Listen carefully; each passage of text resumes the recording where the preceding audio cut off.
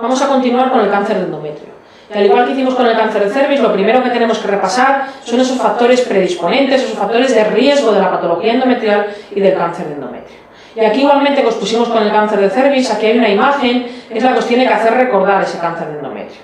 Los factores de riesgo son la nuliparidad, la menarquia precoz, la menopausia tardía, la presencia de ciclos anovulatorios, y ahí acordaros sobre todo del ovario poliquístico, de la obesidad y la diabetes, y no os olvidéis del tamoxifeno, que es un fármaco que a nivel endometrial se comporta como un estrógeno, por tanto promoviendo la proliferación y la hiperplasia de endometrio.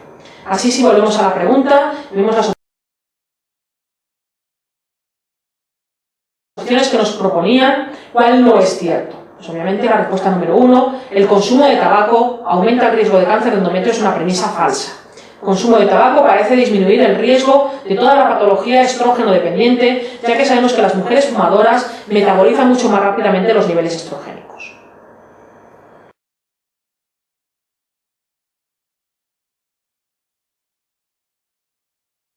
Y también necesitamos, para poder tratar un cáncer de endometrio, saber en qué estadio tumoral se encuentra.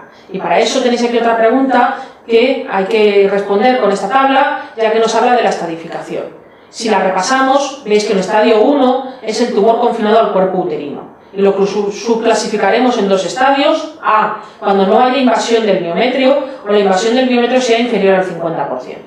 Y B, cuando esta invasión sea del 50 o más del 50%. El estadio 2 va a corresponder a un tumor que invade el estroma cervical, pero que no se extiende más allá del útero. Y en este estadio no vamos a hacer ningún tipo de subclasificación. El estadio 3 corresponde a la extensión local del tumor y o regional del tumor, habiendo una subclasificación en A, cuando está afectada la serosa uterina y o los anejos; B, cuando hay afectación de la vagina y o los parametrios; y C, cuando los ganglios pélvicos y o paraórticos están afectados. Y por último, igual que pasaba en el cáncer de cervix, en el cáncer de endometrio, el estadio 4 corresponde al tumor que afecta a la vejiga o a la mucosa rectal, o existe metástasis a distancia, lo mismo, órganos vecinos un A y a distancia un estadio B.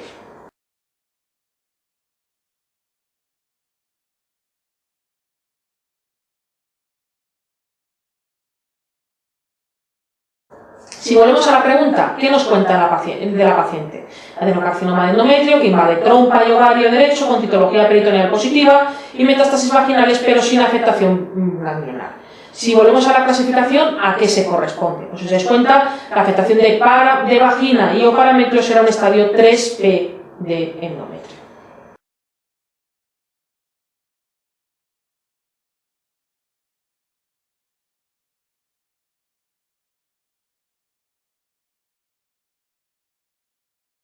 Y por último, el tratamiento.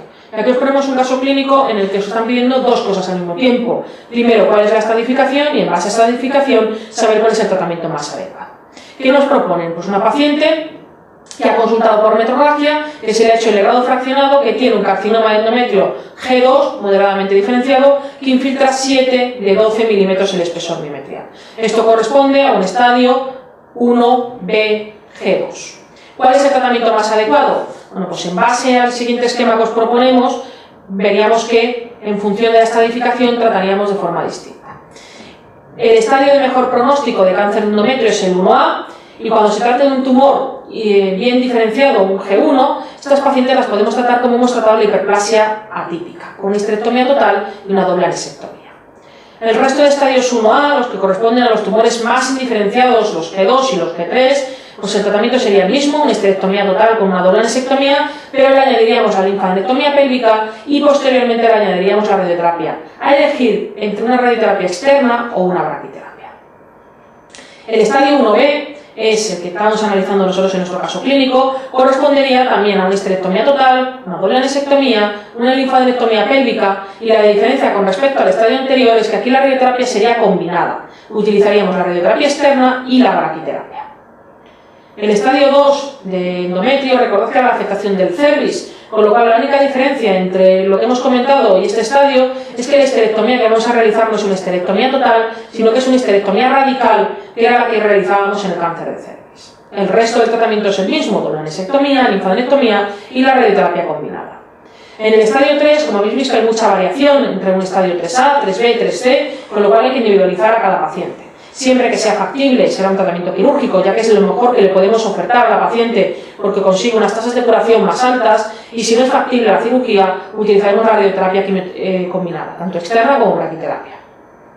Y por último, para el estadio 4, para las metástasis, tanto regionales como a distancia, podemos ofertarle pues, tanto radioterapia, quimioterapia, como no os olvidéis que es un tumor estrógeno dependiente, con lo cual el tratamiento hormonoterápico también tiene vigencia en este tipo de carcinomas.